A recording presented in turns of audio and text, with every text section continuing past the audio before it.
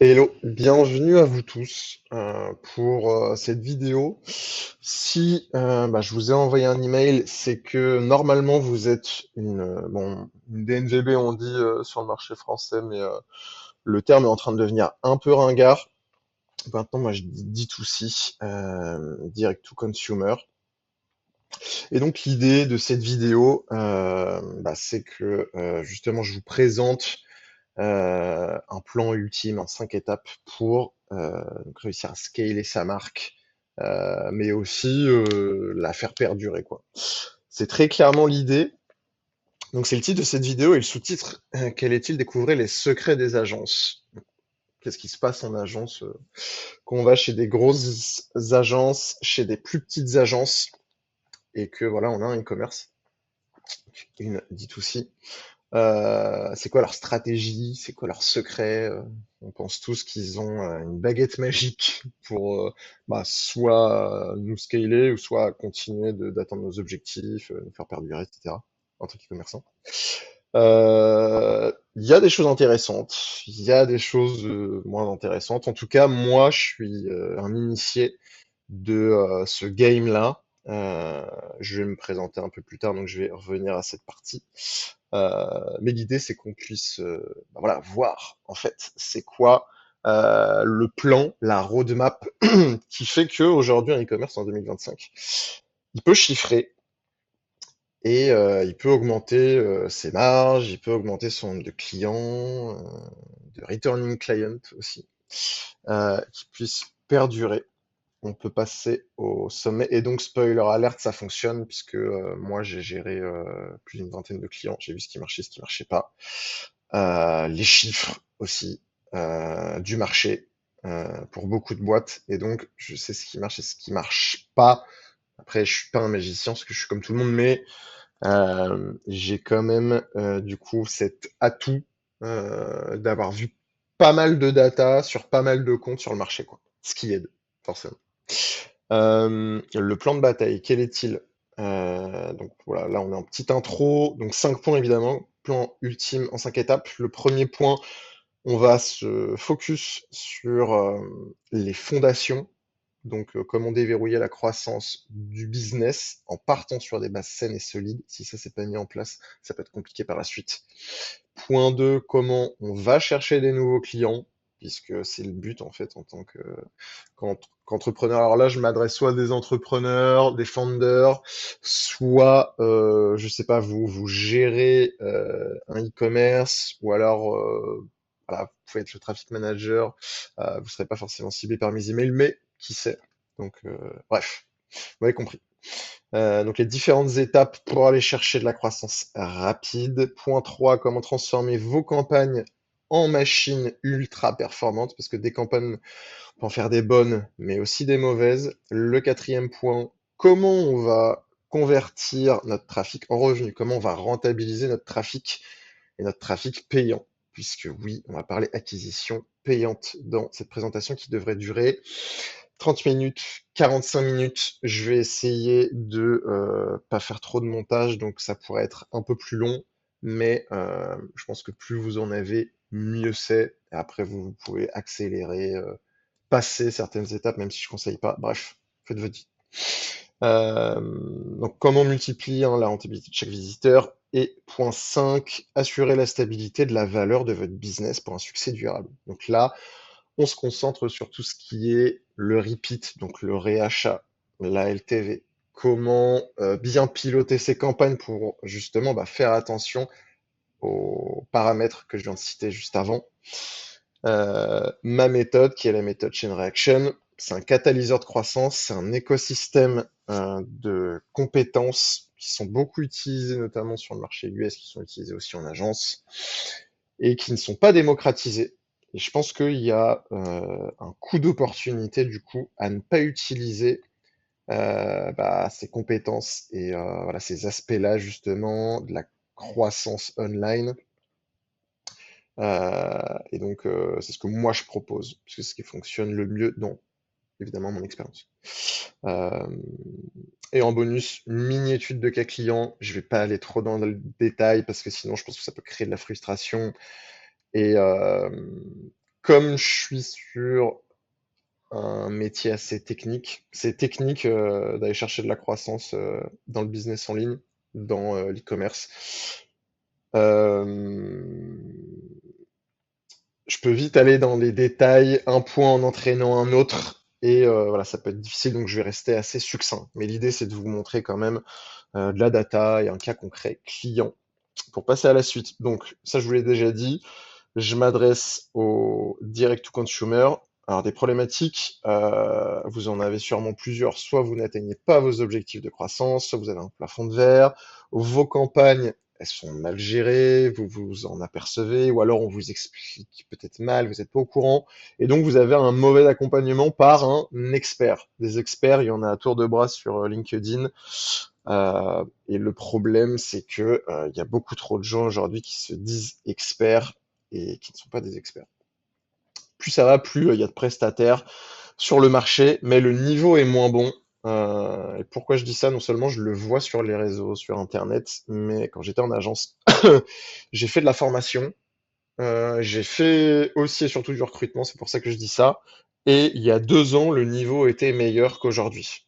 Ok, aujourd'hui, il y a plus de gens potentiellement, mais le niveau est moins bon. Euh, je pense que c'est potentiellement lié à pas mal de formations en ligne qui sont pas aussi bonnes que ce qu'on pourrait croire. Bref. Et donc pourquoi ce plan il est crucial pour vous? Parce qu'il y a des innovations technologiques, il y a des changements en termes de législation, et donc ça débouche sur des changements de stratégie.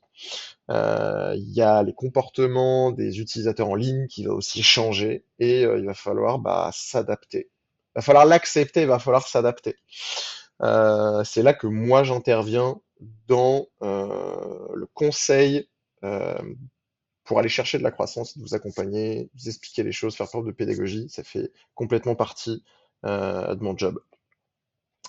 Et donc, ce plan, les meilleures agences l'appliquent. Pas toutes, évidemment. Et moi, j'ai apporté pas mal de substances en plus qui, je le crois profondément, fonctionnent. Fonctionnent un maximum, puisqu'on ne peut pas faire marcher toutes les boîtes. Ok. Et les marques qui cartonnent appliquent justement ces recos, ce plan que moi, je mets en place pour mes clients, puisque je vais vous en parler juste après, je ne spoile pas. Et donc l'idée, c'est qu'à la fin de cette présentation, vous aurez les clés pour avoir des bases solides, que vous ayez une roadmap sur ce qui doit être fait, qu'est-ce qui est important, dans quel ordre aussi.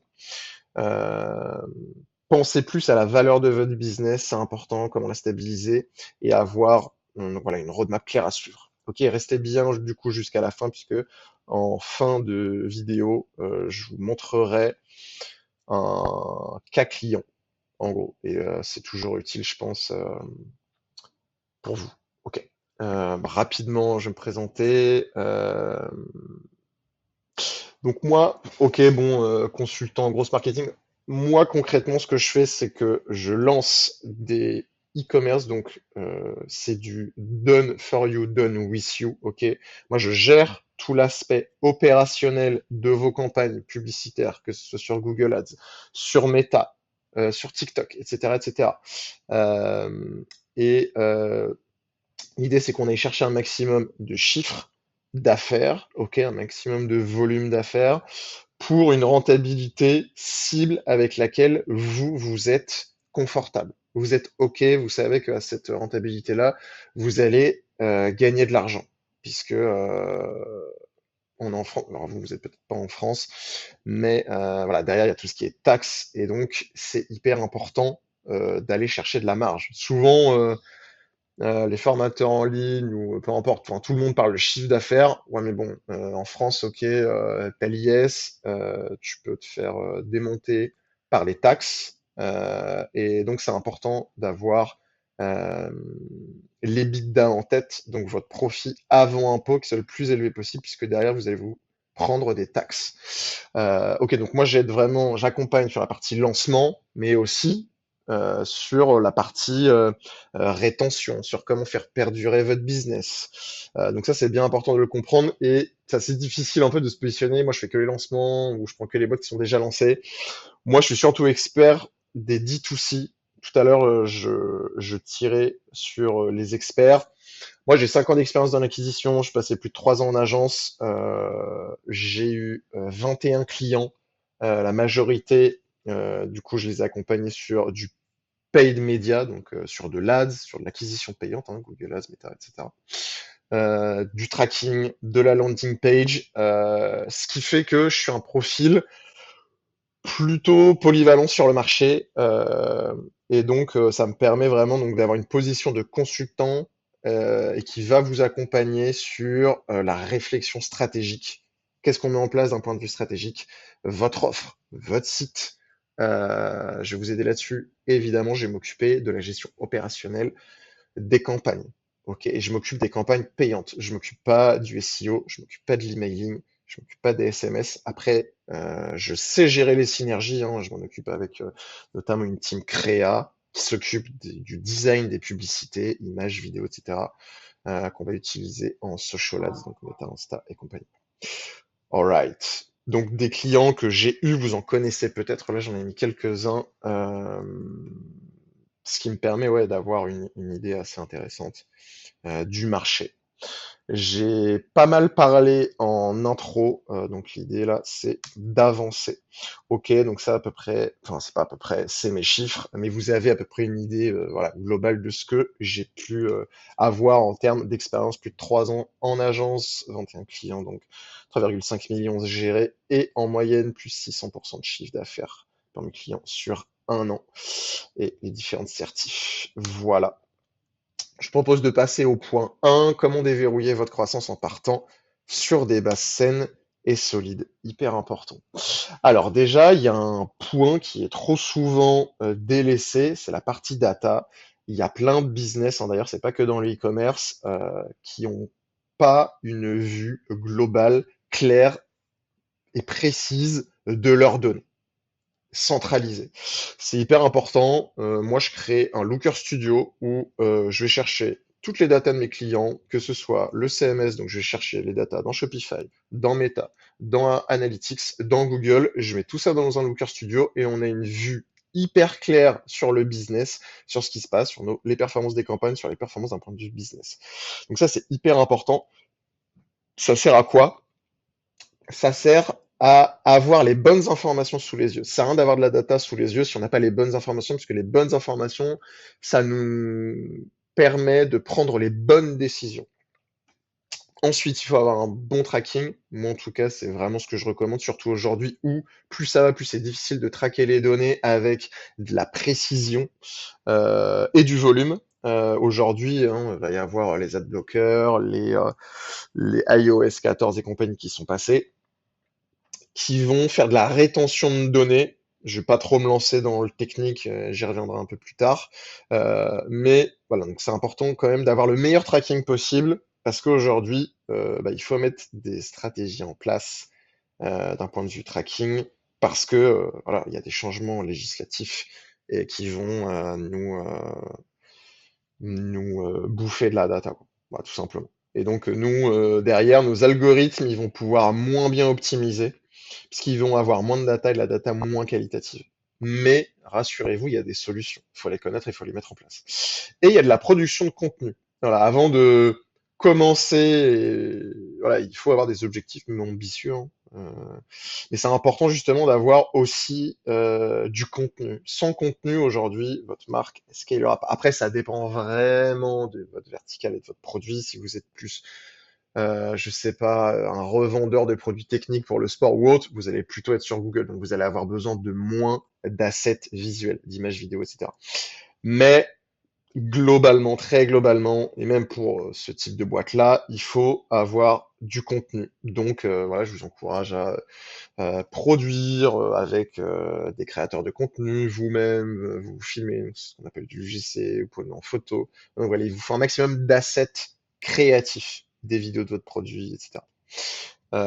Et d'utiliser l'IA sans modération, parce qu'aujourd'hui, il y a des outils qui existent qui font gagner un temps monstre et qui coûtent bien moins cher que des agences qui vont faire des créas pour plusieurs milliers d'euros. Ensuite, moi, ce que je vous recommande vraiment, c'est d'avoir un Google Sheet. Après, il y a plusieurs façons de faire, bien évidemment. et de mettre en place ce que moi j'appelle, ça le nom n'engage que moi, c'est-à-dire d'avoir un master marketing. C'est en fait grosso modo un sheet où vous allez avoir tout ce qui concerne votre marketing, c'est écrit, c'est là, vous savez que vous l'avez, tout est défini, tout est clair pour vous. Vous connaissez les pain points de vos clients, vos besoins, c'est qui est votre personne, à grosso modo, hein. Voilà, vos produits, quels sont les différents bénéfices de vos produits, quelles solutions ils vont apporter, à quels problèmes, c'est quoi votre proposition ou vos propositions de valeur. Voilà, donc hyper important d'avoir ça parce que ça sert derrière en acquisition, donc dans les campagnes d'ADS. Ayez justement bon, bah, un bon CMS, moi je recommande vraiment Shopify. Moi, j'ai déjà accompagné des clients qui avaient PrestaShop. Je recommande vraiment Shopify. En fait, ça va vous faire gagner un temps monstrueux. C'est super bien fait. C'est ce qui se fait de mieux. Ça se plug facilement avec tous les outils. Bref, bon, si vous écoutez cette vidéo, c'est sûrement que vous êtes déjà lancé, mais si jamais vous avez Shopify, je vous rassure, vous avez bien fait de prendre Shopify. Si vous hésitez, par exemple, que vous êtes sur WooCommerce ou PrestaShop et que vous voulez passer à Shopify, je vous encourage de le faire et du coup de le faire le plus tôt possible parce que ce sera plus simple. Donc moi, je vous encourage également, bah voilà, donc c'est important d'aller chercher des angles marketing pour vos publicités. C'est important donc de mettre la main sur, ok, c'est quoi les douleurs de mes clients, c'est quoi les solutions en fonction de ça, du coup, je vais transformer ça en angle marketing. Donc, c'est-à-dire comment je vais me servir de ces informations-là pour prêcher la bonne parole en publicité. Voilà, c'est à ce que ça sert. Et l'IA aujourd'hui, ça résout très bien ce problème-là. D'aller chercher des angles marketing, d'avoir des objectifs de pilotage clairs. Donc typiquement, moi je vois encore beaucoup de personnes. J'aime pas dire ça, ça fait un peu le pseudo expert qui connaît tout. Je connais pas tout, loin de là, mais j'ai quand même de l'XP. Et il y a des gens qui sont encore à parler de oui, il faut piloter mes campagnes. Donc sur quoi je vais me baser pour me dire que mes campagnes sont bonnes ou pas? Sur le ROAS, Meta, Google, etc. Ça, c'est de l'information qui est biaisée pour deux, trois raisons, à savoir, donc le tracking aujourd'hui, il est plutôt mauvais, donc il y a de la modélisation. J'entrerai pas dans les détails parce que ça va aller trop loin, ça va être trop compliqué. L'attribution, c'est-à-dire que maintenant il y a de l'omnicanalité, les gens ils sont sur plein de réseaux différents, et les gens que vous allez toucher en email, en SMS, etc. En fait, Meta et Google, ils auront fait pas mal de travail là-dedans potentiellement. C'est pour ça que regarder les KPI de plateforme, ça fait pas de sens. Il faut regarder des KPI qu'on appelle résilients et donc se baser sur des KPI business. Moi, typiquement, je me base par rapport au MER, Marketing Efficiency Ratio. Donc, c'est du coup le chiffre d'affaires hors taxe sur les spend médias, sur les dépenses publicitaires. Sinon, il y a le cost, c'est l'inverse de ce ratio. Ok, donc ça fait sens de piloter sur des KPI comme ça. Et enfin, mettre en place des structures de campagne sur des leviers pertinents et performants, à savoir Meta et Google étant les plus performants aujourd'hui. Plus ça va aller, je pense que moins ça va être le cas.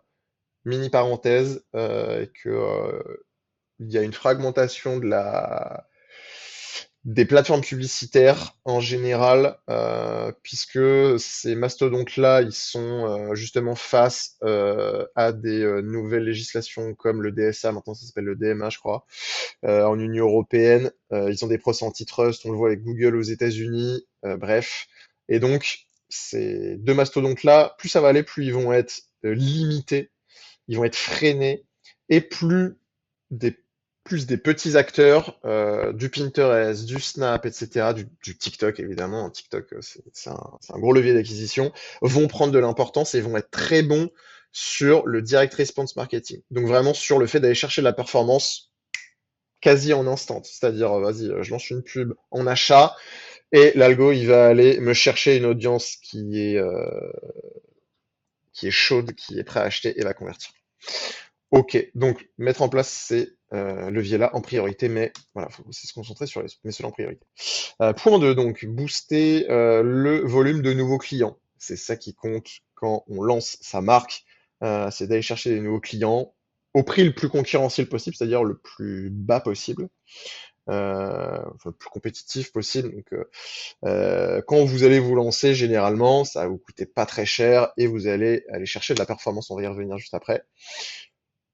Qu'est-ce qui se passe quand on commence à lancer des publicités en ligne, que ce soit sur Meta, Google, etc.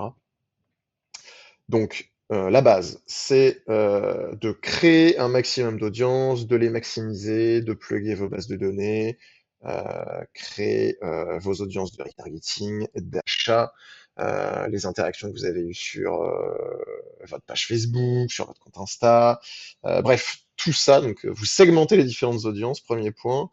Et de deux, il faut lancer directement des campagnes avec un objectif d'achat, ok? Parce qu'en fait, quand vous vous lancez, l'algorithme performant de Google ou Meta va réussir à mettre la main sur l'audience la plus susceptible de convertir chez vous, chez votre e-commerce.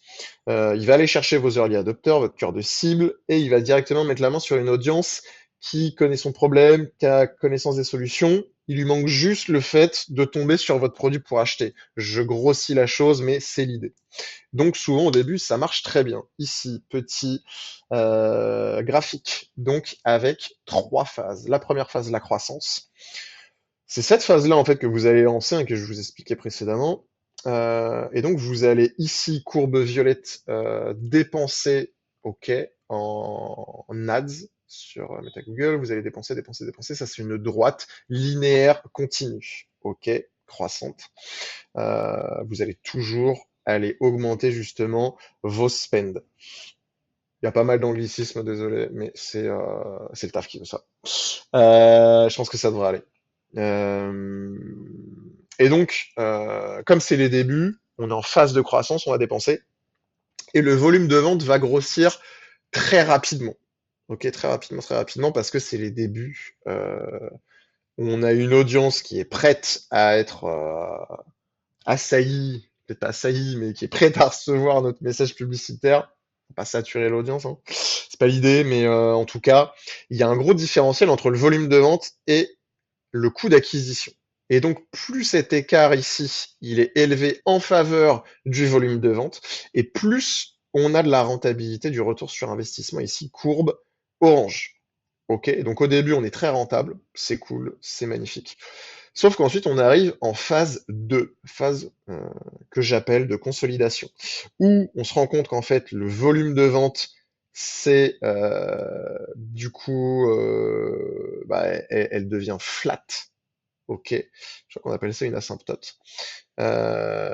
Et donc, voilà, elle se retrouve flat, tandis que les coûts d'acquisition augmentent toujours. Et donc, par voie de conséquence, plus ça va et plus, du coup, l'écart entre le volume de vente et le coût d'acquisition se réduit et donc le ROI diminue. Ok. Et donc et donc on arrive en phase 3 qui est la stagnation, voire déclin.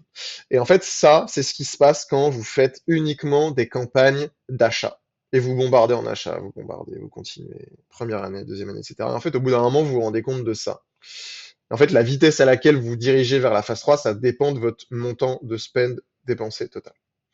Mais il y a des stratégies pour justement inverser la tendance, rassurez-vous. C'est important de faire des tests. Alors ici, ça peut être un peu foireux les tests, ça dépend comment ils sont faits. Il y a des évidences, il y a des quick wins, il y a vraiment des choses à tester. C'est pour ça que voilà, il y a le fait de mettre en place du coup une hypothèse, de la tester, on prend un KPI avant, après, et on tire des leçons une fois qu'on a réalisé ce test avec suffisamment de data, suffisamment de recul. Je m'attarde pas trop là-dessus parce que les tests, c'est une unpopular opinion ça, mais on peut y avoir des vrais tests vraiment qui sont faits et ok, on se rend vraiment compte des choses. Souvent, ce qui se passe dans les faits, c'est que on remarque peu de différences et du coup, on dit ouais, la conclusion du test est positive, mais voilà, le KPI il a pas trop bougé. Et en fait, souvent c'est ce qui se passe. Euh, Après, ça va dépendre sur quel aspect du business on va faire des tests. Donc, typiquement, les tests CRO, ça peut être assez hasardeux. Les tests sur Les canaux d'acquisition un peu moins. Donc typiquement, se tester des URL différents pour une même pub. Après, ça va être beaucoup de tests créa, etc. Donc bon, il y a des tests qui sont bons à prendre et il y a des tests qui sont moins bons à prendre. Ok.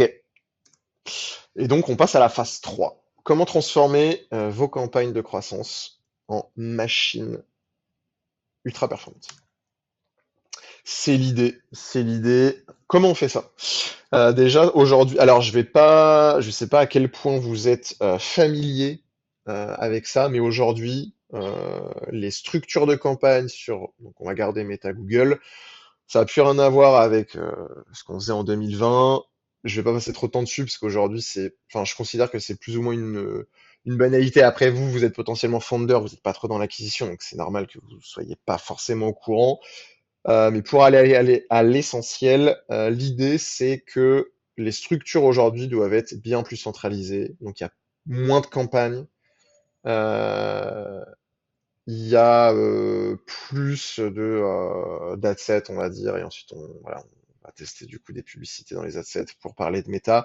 Et l'idée sur Google, c'est un peu la même, c'est d'avoir des structures, pareil, je ne me lancerai pas trop dans le technique, mais qui soient quand même centralisées tout en étant assez segmenté pour voilà, avoir une vision claire de ce qui se passe en fonction des audiences, mais que l'algo puisse bien optimiser, parce que l'algo il a besoin d'un maximum de données, donc il faut centraliser la donnée. Typiquement sur Meta, c'est au niveau de l'adset, du groupe de publicité, que se fait l'apprentissage du machine learning. Ok. Donc voilà, enfin ça c'est des choses typiquement à savoir. Faut savoir optimiser. Et donc aujourd'hui on se dirige vers plus de simplicité, même si, attention, enfin moi en tant que média buyer, même si je me veux plutôt consultant, évidemment on a toujours un travail, mais aujourd'hui on est moins dans le manuel qu'avant. Voilà. C'est important donc pour passer d'un point de vue business à développer ses produits, développer votre gamme, de couvrir de nouveaux besoins. Typiquement, moi j'ai fait pas mal de compléments alimentaires en marque. Pourquoi les compléments alimentaires ça marche très bien? Parce que ces DNVB, enfin ces D2C là vont justement capitaliser sur un maximum de besoins et donc ils vont élargir leur gamme de produits, ok, pour couvrir un maximum de besoins, pour s'adresser à un maximum de personnes et augmenter donc leur TAM, Total Addressable Market, donc la taille du marché adressable à qui ils peuvent s'adresser. Donc ça c'est hyper important. Après, dans les compléments alimentaires, ce qui compte beaucoup, c'est que on a du repeat, du réachat. Et ça, c'est un régal pour le business. Donc important, voilà, aussi de sortir des nouveaux produits, ça crée de l'attraction et donc ça vous crée de la performance. Hyper important. Ensuite, c'est capital de développer son omnicanalité. Donc, premièrement, d'un point de vue online, donc d'être visible sur un maximum de canaux. Donc Meta, Google, sur Insta. Quand je dis Meta, souvent c'est Facebook et Insta. TikTok, bref, peut-être même des blogs si c'est pertinent. Donc ça, premier point, enfin première partie online, mais aussi l'omnicanalité offline. Donc en retail, en magasin physique. C'est hyper important. Je vais vous expliquer pourquoi après. Je prends un cas concret. Donc typiquement d'être voilà, chez du Sephora, chez du Mono Beauty si vous êtes plutôt dans le skincare, dans la beauté, enfin cosmétique, pharmacie, être voilà, donc chez des distributeurs, avoir des magasins dédiés aussi, ça se fait chez les D2C en France. Et voilà, donc ça vient plutôt après, c'est de mettre en place des campagnes drive to store, donc de mettre en place des campagnes typiquement sur Meta pour envoyer sur Google, pour envoyer justement des clients en magasin, parce qu'ils ont envie d'aller en magasin. Ça va dépendre de votre produit, évidemment. Si vous vendez des lunettes, typiquement, je sais pas, du Jimmy Fairly, du lunettes pour tous, ils font du drive to store. Justement parce que le produit, in fine, bah, on a besoin de passer en boutique, on a aussi envie de l'utiliser, enfin plutôt de l'essayer, de se voir véritablement avec. Euh, et donc, ça fait pas mal de sens. Et donc, fondamentalement, pourquoi l'omnicanalité, c'est important? Eh bien, parce que il y a des gens, typiquement, je vous montre cet exemple ici. Donc, prenons un prospect chaud. Voilà, il vous connaît déjà, il connaît très bien ses problématiques, il a deux doigts d'acheter. Vous allez le toucher deux fois. Vous allez le trouver via voilà, une publicité sur Meta, L'algo, il va trouver cette personne-là. L'algo va montrer la publicité à cette personne. La personne va dire, oh putain, super, ça m'intéresse. Il va sur le, donc il clique, il va sur le site. Il se dit, oh putain, super intéressant, ok. Et ensuite, cette personne-là va aller vous chercher sur Google. Et donc, elle va cliquer sur une annonce payante sponsorisée et elle va convertir. Il y a eu 2 touchpoints. Spoiler alerte, les 2 canaux d'acquisition, donc Meta et Google, vont s'attribuer une vente. Vous voyez, ça, c'est un problème pour le pilotage. Je vous en parlais au tout début. Alors, Google, les conversions, elles sont basées sur la donnée, donc potentiellement, ça remonte que 0,5, etc., etc. En conversion, ça ne remonte pas une conversion, une vente. J'essaye d'expliquer et de faire preuve de pédagogie un maximum, mais 0,5 ventes. Donc, bref. Donc, il y a des customer journey qui vont comporter 2 points de contact. Typiquement, comme on l'a vu avec le prospect chaud.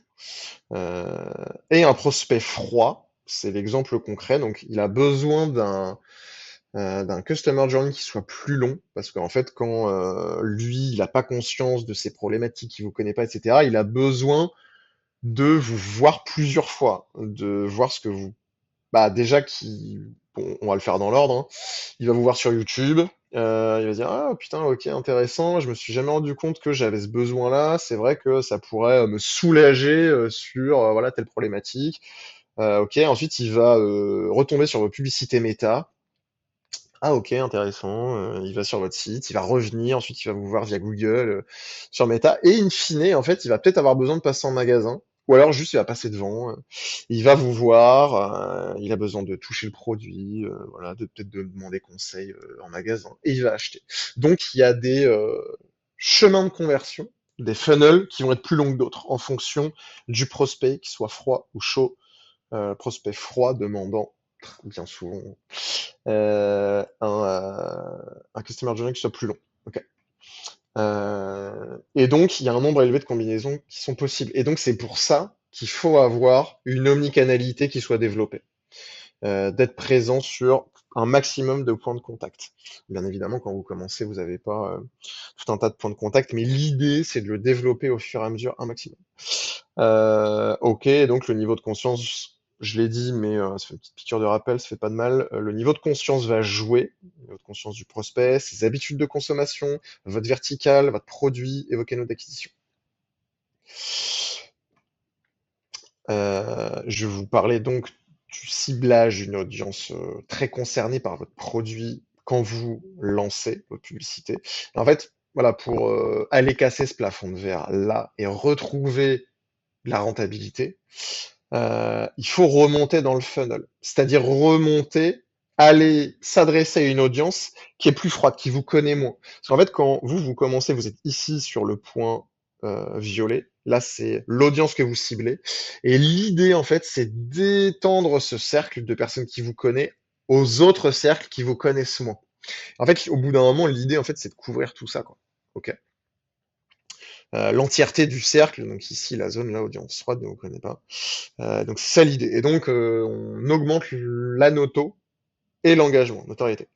On va diversifier également les leviers, on va mettre en place du SEO, de l'emailing, du SMS, du TikTok, de l'affiliation, etc.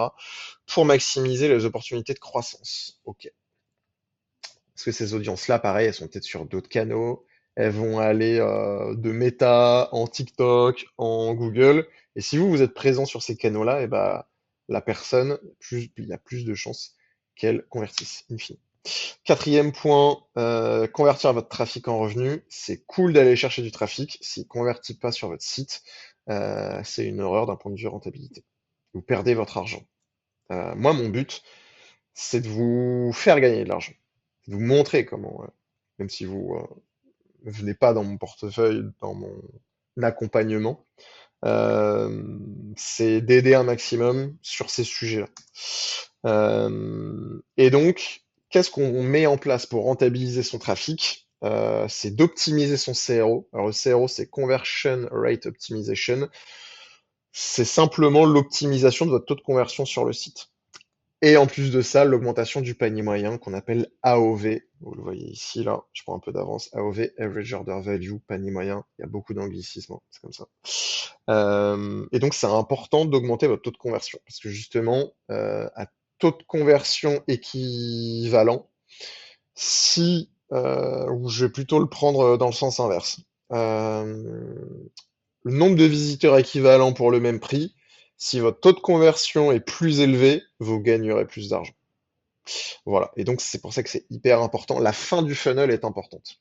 Donc, il y a différents moyens de mettre ça en place. Donc, moi, je fais des recos CRO. Ok, donc ça marche mieux. Ici, tu pourrais faire ci, ça, tu pourrais le faire comme ça. Voilà ce qui fonctionne le mieux chez tes concurrents. Tiens, on va innover. Ça, ce serait pertinent de le tester, etc. Euh, il y a aussi de la landing page. Les meilleurs, ils utilisent des landing pages. En France, il y a encore peu de D2C, je trouve, qui utilisent des landing pages, mais ça se démocratise de plus en plus. Et moi, je recommande à 100% de créer des landing pages. Qu'est-ce que c'est une landing page? C'est une page qui est dédiée à une action spécifique pour une audience spécifique. C'est-à-dire que, mettons, je vends des sièges de bureau ergonomiques pour les gens qui font du télétravail. Et bah, c'est un produit qui est assez technique, on s'en rend pas forcément compte. Moi-même, je travaille plutôt souvent chez moi. Bon, j'ai été sensibilisé, on va dire, entre guillemets, à ces sujets-là. Mais typiquement, il y a plein de gens qui s'en soucient pas, qui n'ont pas conscience de ça. Et typiquement, on pourrait faire une landing page qui est spécialisée, qui est créée pour aller chercher une audience qui a ses hautes funnel et donc qui ignore ses propres problématiques et donc les besoins qu'elle a pour justement donc la mettre au courant de ces soucis-là. Ces soucis-là, ils existent. Vous en êtes victime, on va dire.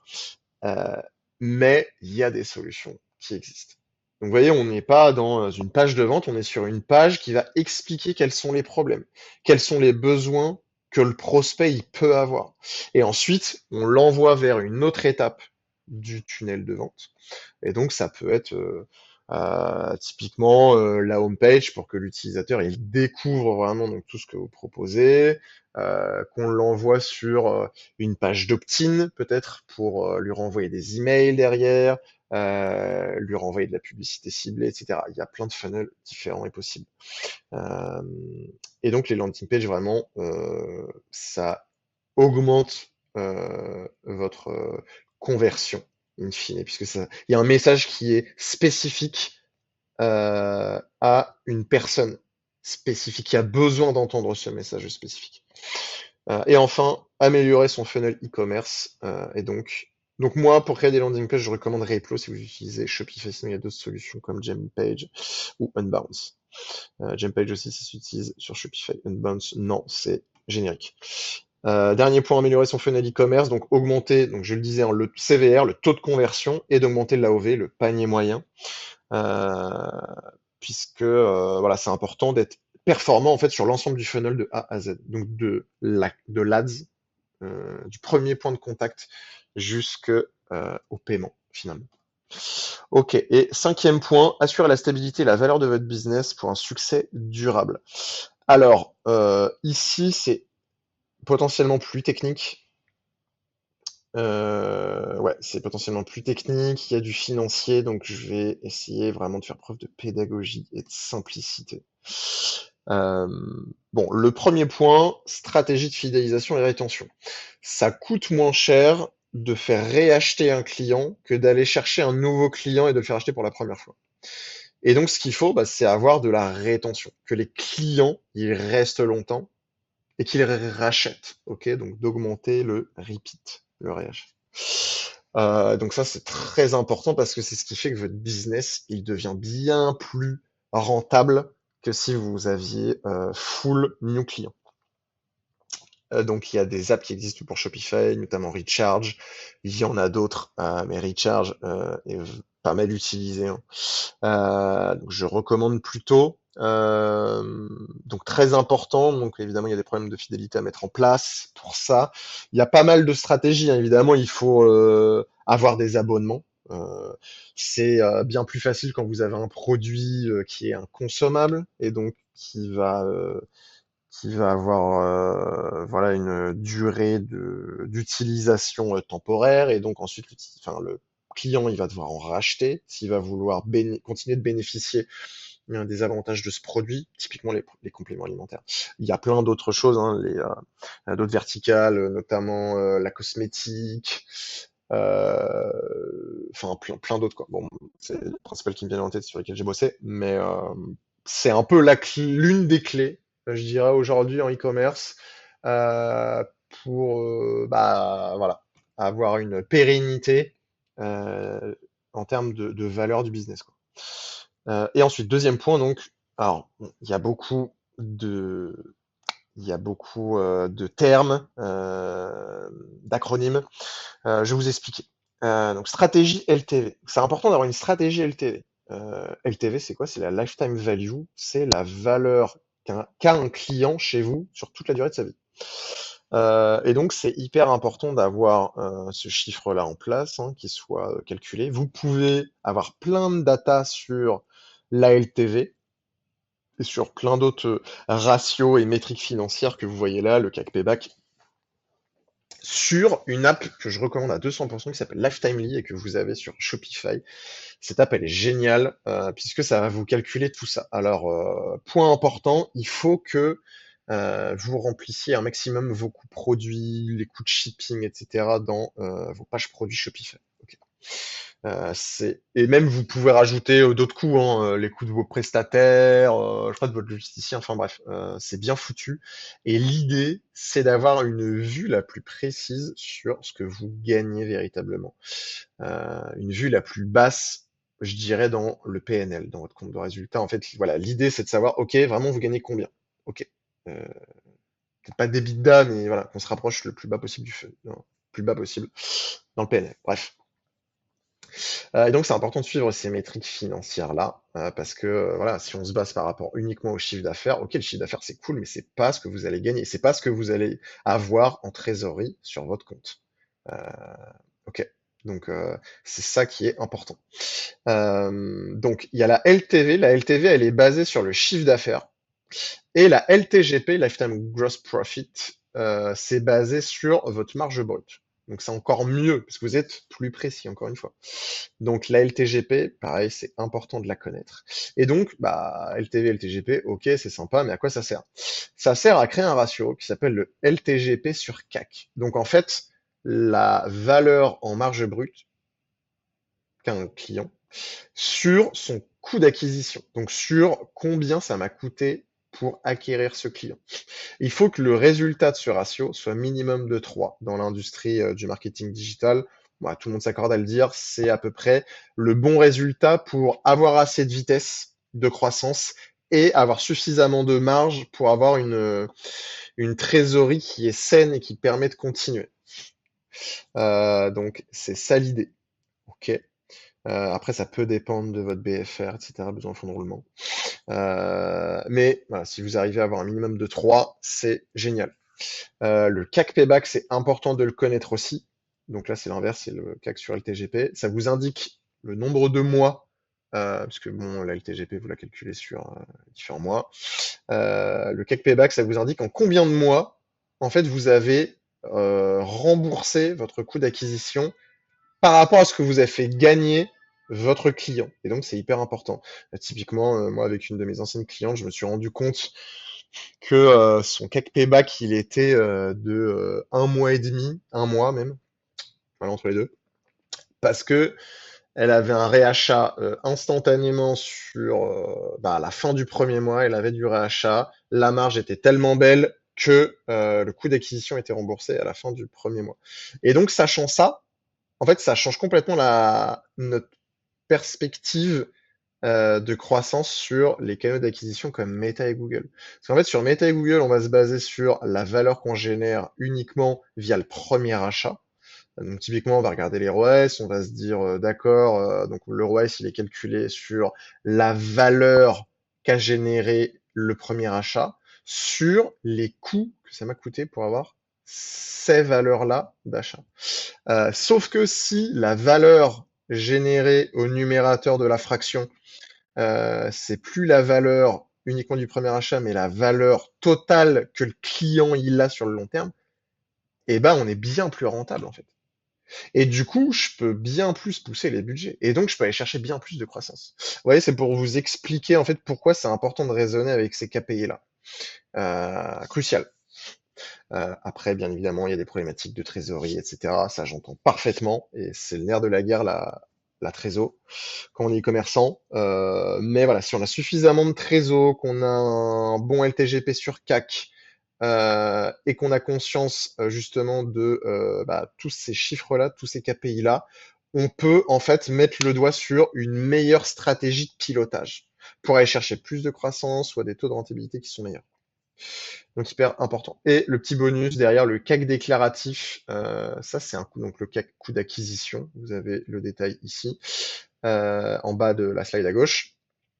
CAC déclaratif, donc c'est le coût d'acquisition qui est déclaré. Qui est déclaré par qui? Par les clients, parce qu'on peut faire des enquêtes post-achat via des apps Shopify comme NoCommerce, KNO Commerce. Et vous allez demander typiquement à votre client, OK, comment tu m'as connu? Voilà, en gros. Et donc, ça permet de remettre l'église au milieu du village et de savoir, en fait, pour vos clients, c'est quel levier qui a le plus compté. C'est quel levier qui a le plus performé au final. Et après, on peut aller comparer ce KPI-là, donc ce CAC déclaratif, au CAC qu'on a dans nos plateformes Google et Meta. Et des fois, ça peut vous faire réfléchir sur ah ouais, putain, Meta, il me dit qu'il est super efficace là, mais en fait, bon, typiquement, bon, c'est Google vachement qui s'attribue beaucoup de récompenses.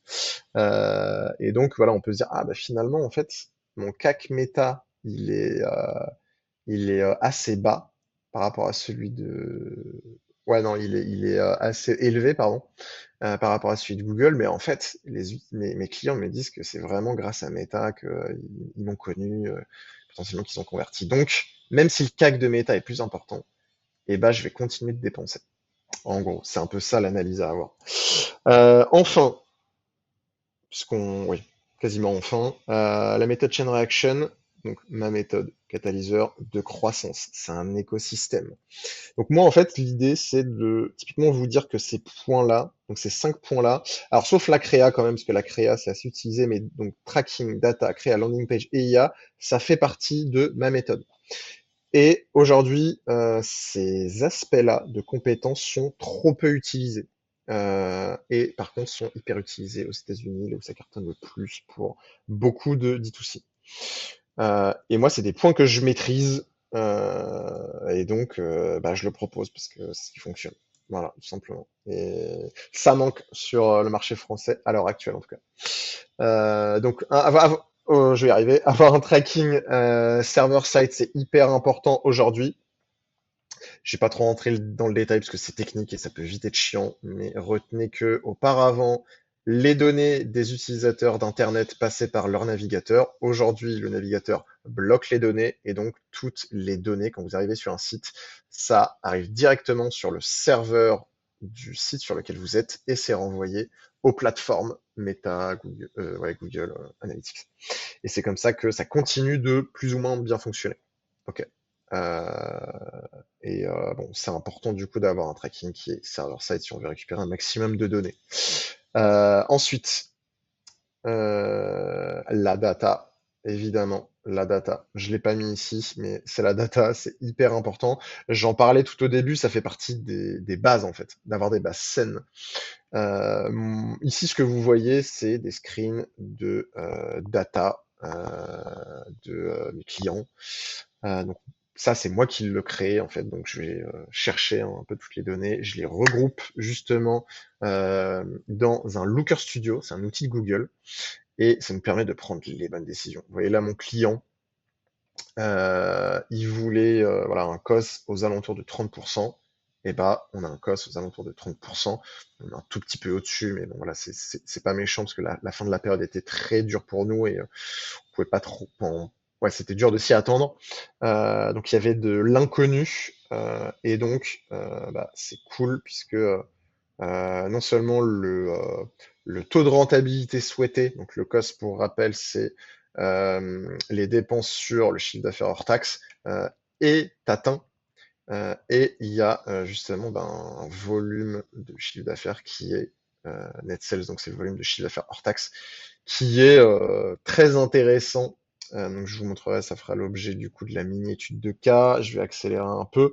Même chose ici, on a des dashboards où toute la donnée est centralisée. Donc on va chercher les dépenses des canaux Meta, Google, et on croise ces dépenses-là avec nos données Shopify, nos données business, et on a des KPI comme le MER, le COS. Et c'est des KPI qui sont exacts. Ok.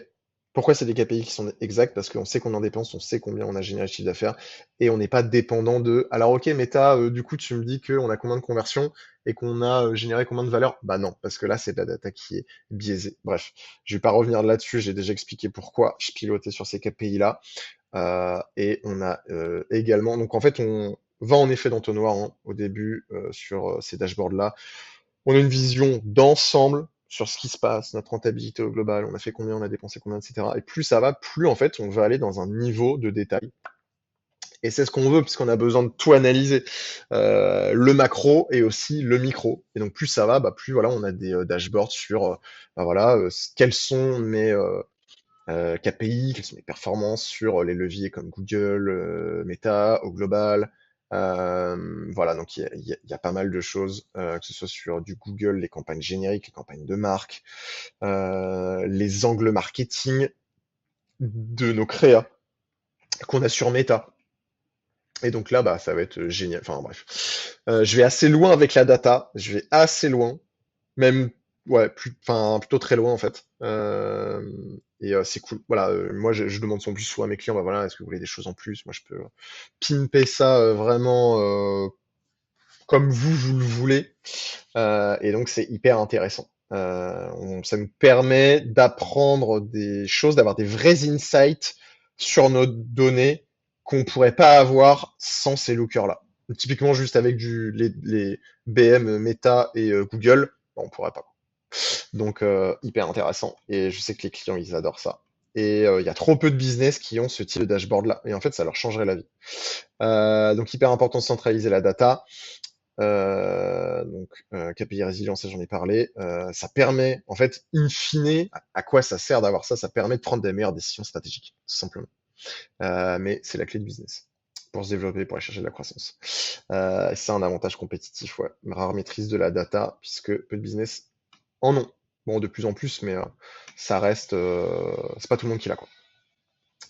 Autre point de mon accompagnement, la créa. Bon, ça, c'est voilà, la créa, ça a plutôt été démocratisé, ce qui est une bonne chose. Aujourd'hui, c'est la créa qui fait vraiment la performance sur les canaux d'acquisition sociaux, Meta, TikTok. Et donc, il faut avoir des assets. On revient aux bases saines, pour avoir une croissance solide. D'être bien accompagné. Donc moi, je travaille avec une agence qui sont très bons, notamment sur la rapidité d'exécution, le suivi, c'est nickel. Et on a des bons process pour aller plus loin sur la partie créative stratégie, qui aujourd'hui prend de l'ampleur en France, enfin. Euh, et c'est ce qui fait la différence aujourd'hui. Donc de mettre de la data dans la créa, c'est ce qui fait la différence pour retirer les bons insights. Ok, ça marche, ça marche pas. Faut aussi savoir que des fois on tire pas de conclusion parce qu'encore une popular opinion, mais des fois l'algo il a simplement décidé que ça marcherait pas et que celle-ci marcherait parce que il a été montré un échantillon de personnes qui ont plus vite engagé. Bref. Donc l'idée de la créa, c'est de donner le bon message à la bonne audience, d'aller chercher des visiteurs qui sont plus quali aussi. Enfin, ça va dépendre des objectifs de campagne, et de vous fournir en fait un flow continu de trafic sur votre site, vos pages produits, et de convertir, et de toujours générer du chiffre d'affaires, et qui soit croissant, c'est ça qu'on veut. Ok. Next point, évidemment, landing page. Les landing pages fameuses. Ici, sur votre droite, vous avez deux exemples. C'est des landing pages qui sont plutôt haut de funnel. On appelle ça des listicles ou advertorial listicle pour article list, et advertorial, c'est plutôt j'ai pas la définition là, donc ad, donc publicité, Donc c'est plutôt en fait un article, mais complet. Voilà, donc pareil, en plutôt haut de funnel, qui va vous expliquer quels sont vos problèmes, vos besoins, etc. Voilà, donc plutôt sur la droite, l'advertorial. Ici, pardon, sur la gauche, c'est plutôt une page produit. Très bien réalisé, d'ailleurs. Donc le but, bah, c'est d'augmenter le taux de conversion et votre panier moyen, in fine, et voilà. En gros, tous les gens, tous les utilisateurs sur Internet, ils n'ont pas besoin d'entendre le même message parce qu'ils n'en sont pas au même niveau de conscience par rapport à votre produit. C'est ce qu'il faut retenir. Et le meilleur moyen, en fait, pour ça, pour s'adresser à eux, donner le bon message, c'est une landing page. Ça rentabilise, en fait, votre trafic payant. Voilà, donc c'est capital, ainsi que le CRO. Donc, menez des tests directement sur le site pour améliorer la conversion. L'IA, moi, je conseille vraiment, voilà, d'utiliser un maximum d'outils d'IA, donc des apps Shopify, des bots pour le SAV, pour enfin, le chat. C'est hyper important, hein, ça vous fait gagner du temps. Donc voilà, de mettre les mains un maximum là-dedans, plus ça va aller, plus il y a des gens qui vont être spécialisés pour utiliser ces outils-là. Donc je conseille, faut être constamment innovant, faut créer les tendances et pas seulement surfer sur les tendances. Ça, c'est un truc que je vois trop souvent. Alors évidemment, moi aussi ça m'arrive, hein, bien évidemment, mes clients aussi. C'est important de savoir surfer sur une tendance, mais c'est important aussi d'être curieux et d'aller créer des tendances, de sortir de la boîte, quoi. Ok, et du coup, moi de mon côté, donc côté prestataire, je l'ai mis ici sur la slide. Moi, j'utilise donc des process qui utilisent l'intelligence artificielle, ChatGPT majoritairement, pour justement aller booster votre master marketing. Donc, on revient au Google Sheet, voilà, où vous avez à peu près tout votre marketing qui est centralisé dedans. Je me sers de ce process justement pour muscler le jeu d'un point de vue marketing. Ok, c'est quoi les key reasons de votre marque, de votre proposition de valeur, pourquoi j'irai acheter chez vous, qu'est-ce que vous proposez, ça résolve quelle douleur, en combien de temps je vais obtenir les résultats.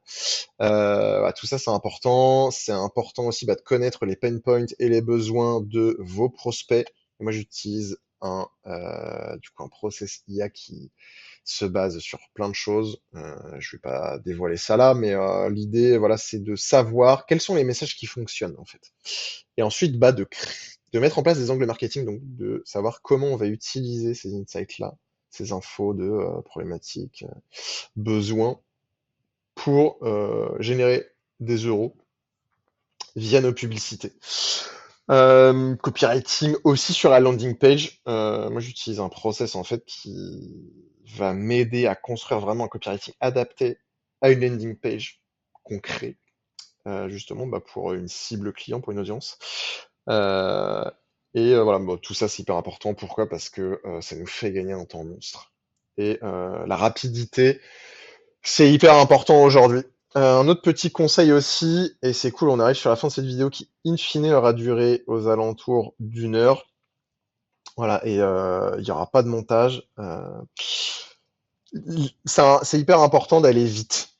Ok, c'est pour ça que je m'adresse au D2C parce que les gros e-commerce, c'est chiant, c'est long. Il y a 10 personnes qui doivent valider une petite chose. Alors après, bon, bah, c'est normal, hein, une grosse boîte, ça fonctionne pas comme une plus petite boîte ou une boîte avec moins de personnes. On va parler en nombre d'employés, on va dire ça comme ça. Et donc, voilà, moi je préfère bosser avec des gens qui savent aller vite, réfléchir vite, et on passe à l'action et on passe devant les concurrents. Et ça c'est cool. Donc pour bénéficier voilà, d'un écosystème comme celui que je viens de vous présenter, qui est celui de moi, ma boîte, Chain Reaction, donc d'un écosystème de croissance pleinement optimisé. Donc on a un bon tracking, on a des bonnes data, on prend des bonnes prises de décision parce qu'on a ce qu'il faut et nos algorithmes en plus s'optimisent bien mieux. On a des bonnes créas et donc on a plus de trafic rentable et on a des bonnes landing pages et on a plus de conversions. C'est l'idée. Et enfin, je voulais vous montrer ceci rapidement. C'est une mini étude de cas client, quoi. En fait, l'idée c'est de vous montrer ici les résultats qu'on a eu avec un de mes clients qui leur a pas atteint ces chiffres-là à ce niveau de rentabilité. Voilà. Je pense que ça aurait quand même marché. Je suis arrivé à peu près ici. dans l'accompagnement, par là, sur le mois de novembre, je sais plus exactement quand. Donc voilà, moi j'ai vu qu'il y avait quelque chose et j'ai dit à ce client-là, ok, donc là, t'as une vraie possibilité. Mais tu regardes pas forcément les bons KPI, ça pourrait être optimisé comme ça. C'est plus comme ça qu'on gère des campagnes aujourd'hui, mais voilà, moi je te propose de t'accompagner et d'aller vraiment scaler ta marque, d'atteindre des gros chiffres avec une rentabilité pour toi qui est intéressante, avec laquelle tu vas gagner véritablement de l'argent. Donc voilà ce qui s'est passé. Nos canaux d'acquisition, ça a été Meta.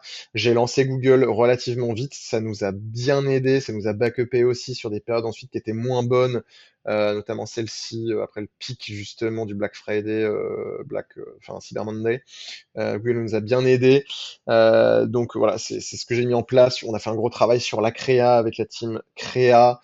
On a mis en place des process. On a été efficace, on a été rapide. On a trouvé les angles marketing qui cartonnaient. Vraiment, il y a 2 angles marketing en fait qui cartonnent, vraiment qui nous font une majorité du chiffre. Et ça, on les a trouvés avec, voilà, en se penchant sur voilà, des process dédiés, comme je le montrais, en bonne intelligence, en bonne communication.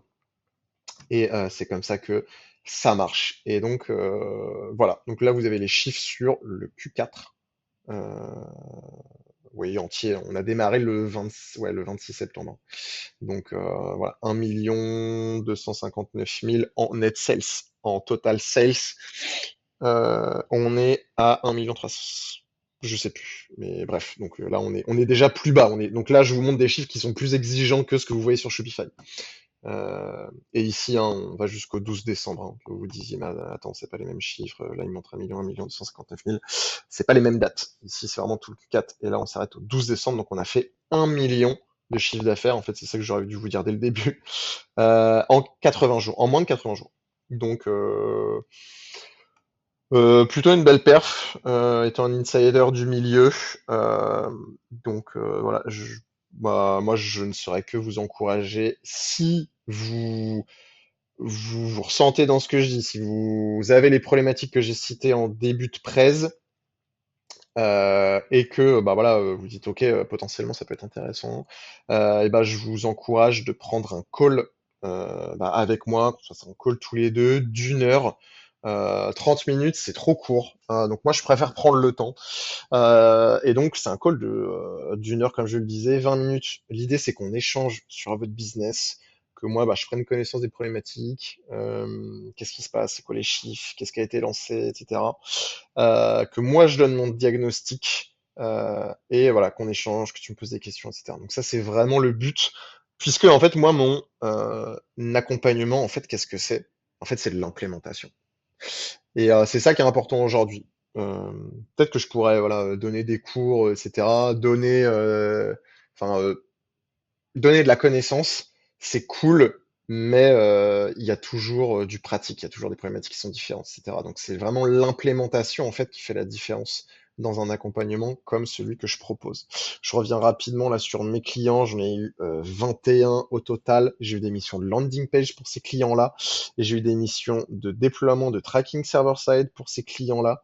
On a augmenté leur suivi de tracking de entre 10 et 20%. Après, le tracking server-side, je trouve que c'est quand même un peu surcoté. Ça résout pas tous les problèmes. En fait, si vous avez des problèmes, ça peut les régler. Si vous traquez mal, ça peut les régler. Et vous pouvez euh, collecter plus de données. Mais voilà, c'est l'industrie s'accorde à dire 20%, mais 20%, c'est quand même un peu élevé, je trouve, par rapport à ce qu'on traque en plus. Donc, mais bref, voilà. C'est pas, euh, c'est pas un incontournable d'avoir un tracking de ce type-là. Et l'accompagnement paid, bien sûr, où ici, moi, j'accompagne, donc j'ai accompagné ces clients-là, il en manque, sur leur campagne d'acquisition digitale, donc Meta, Google, TikTok, je fais du Pinterest, du Snap, du LinkedIn, etc. Mais vraiment les principaux étant Meta, Google, et je propose vraiment un accompagnement de qualité dans le sens où pour moi, je suis là avec vous tous les jours. On travaille ensemble, on collabore. Je vais vraiment monter sur la stratégie avec vous. Je m'occupe de l'opérationnel vraiment niveau ads. Euh, et je fais vraiment un suivi de qualité. Voilà, l'idée c'est qu'on ait une proximité. S'il y a un problème, moi je réponds vraiment. Des fois, je réponds vraiment du tac au tac ou maximum quelques heures, voilà, pour pas vous lâcher et qu'on avance rapidement ensemble. Et avec des reportings, etc. Bon, après, voilà, je vais pas vous faire un appel de vente. C'est pas le but de cette présentation là. L'idée, c'est de donner vraiment de la valeur euh, et de vous aider. Donc, si euh, voilà, vous êtes intéressé, si vous êtes concerné, je vous invite à me contacter. Donc, soit dans l'email que vous avez reçu de cette présentation, vous aurez un lien Calendly, ou soit vous pouvez m'envoyer un email, donc vous pouvez me répondre, ou vous pouvez me joindre sur LinkedIn, privilégiez plutôt l'email. Je vous l'ai remis ici, ainsi que le LinkedIn, en espérant se revoir avec grand plaisir. C'était Valentin. Ciao.